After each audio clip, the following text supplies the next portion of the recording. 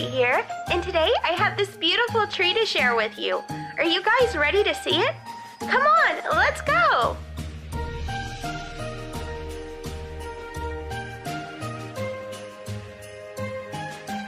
Okay guys, so here is my tree all decorated.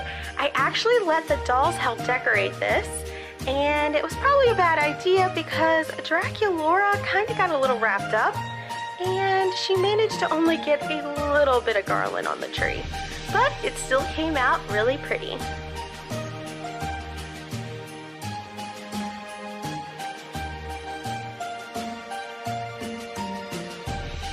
For this collab, we were to create a tree out of anything we wanted from Dollar Tree, so this was super fun.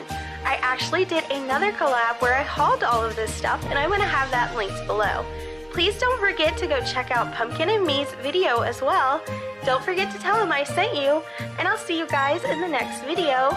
Please enjoy the rest of this footage, like and subscribe, and have a crafty Christmas.